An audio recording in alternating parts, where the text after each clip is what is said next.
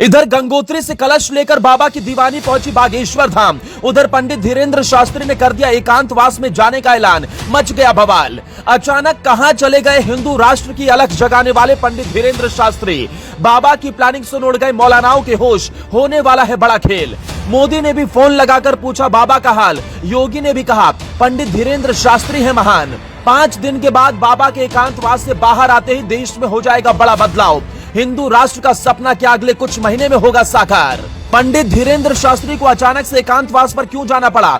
बाबा ऐसा क्या कर रहे हैं जिसे लेकर धर्म के ठेकेदारों की हालत टाइट हो गई। मौलवी छिपने का ठिकाना ढूंढने लगे। हिंद के सबसे बड़े शेर हिंदू राष्ट्र की खुले मंच से लाखों लोगों के बीच हुंकार भरने वाले पंडित धीरेन्द्र शास्त्री अब वो कदम उठाने वाले हैं जो आज से पहले कोई सोच भी नहीं पाया।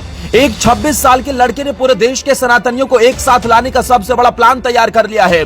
बाबा के एकांतवास से लौटते ही देश में वो हो जाएगा जो मोदी और योगी ने भी नहीं सोचा होगा। जब मोदी दिल्ली में बैठकर बिपरजॉय तूफान को लेकर अधिकारियों से बैठक ले रहे थे, योगी अवैध मदरसों पर कार्रवाई की प्लानिंग कर रहे थे, तभी अचानक से पंडित धीरेन्द्र शास्त्री के एकांतवास पर जाने की खबर आई। एक पल तो मोदी और योगी भी सोच में पड़ गए कि आखिर बाबा कहां चले गए, लेकिन जब बाद में मोदी योगी को बाबा के एकांतवास में जाने का मकसद पता चला तो दोनों खुशी से ताली बजाने लगे। इस बार बाबा का हिंदू राष्ट्र को लेकर सबसे बड़ा प्लान तैयार हो गया है। पंडित धीरेन्द्र शास्त्री एकांतवास पर जाकर कुछ ऐसा कर रहे हैं जो पूरे देश में हिंदू राष्ट्र की ऐसी अलग जगाएगा जो योगी के हिंदू राष्ट्र के सपने को साकार बनाएगा। 1 मिनट के अंदर बाबा के एकांतवास में जाने के पीछे की वजह आपको बताएं, लेकिन उससे पहले जान लीजिए बाबा की दीवानी शिवरंजनी तिवारी ने ऐसा कौन सा राज खोला जो बड़ा बवाल मच गया। दरअसल शादी की इच्छा लिए डॉक्टर शिवरंजनी गंगोत्री से पदयात्रा कर बागेश्वर धाम पहुंची। हालांकि एकांतवास के कारण वो पंडित धीरेन्द्र शास्त्री से नहीं मिल सकी। शिवरंजनी शुक्रवार रात बागेश्वर धाम पहुंची और जल अर्पित किया। उन्होंने पंडित धीरेन्द्र शास्त्री से शादी के बारे में खुलासा भी किया, जिसे सुनकर हर कोई हैरान रह गया। MBBS की छात्रा शिवरंजनी तिवारी 1 मई को गंगोत्री से यात्रा पर निकली और हर रोज 40 किलोमीटर चलकर बागेश्वर धाम पहुंची थी। उन्होंने बागेश्वर धाम प्रमुख पंडित धीरेन्द्र शास्त्री से शादी की इच्छा जताई। हालांकि यहां आते ही उनकी तबीयत अचानक बिगड़ गई। जिला अस्पताल में इलाज कराने के बाद वो बागेश्वर धाम के लिए निकली। मीडिया से बातचीत की और बताया कि वो यहाँ पंडित धीरेन्द्र शास्त्री से शादी करने नहीं आई थी, वो बागेश्वर धाम के दर्शन करने और यहाँ जल अर्पित करने के लिए ही आई थी। एक तरफ शिवरंजनी अपने बयान से पलटी, उधर पंडित धीरेन्द्र शास्त्री के एकांतवास पर रहने से मौलानाओं की हालत खराब हो रही है।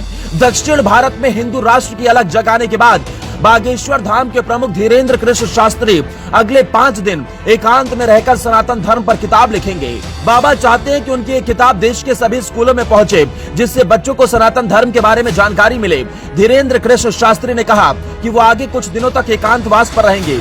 इस दौरान वो हिंदू धर्म पर किताब लिखेंगे।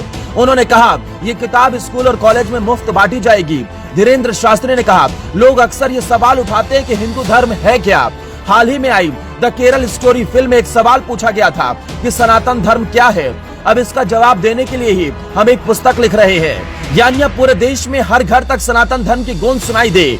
बच्चा हो या जवान, महिला हो या पुरुष, हर वर्ग हर जाति का व्यक्ति सनातन धर्म को अच्छे से पहचान सके, जिससे आसानी से हिंदू राष्ट्र का सपना साकार हो सके और सनातन धर्म पर सवाल उठाने वालों को कठोर जवाब मिल सके। दोस्तों, पंडित धीरेन्द्र शास्त्री की आने वाली किताब से क्या देश में सनातन का झंडा बुलंद हो पाएगा? कमेंट बॉक्स में अपनी राय जरूर बताएं।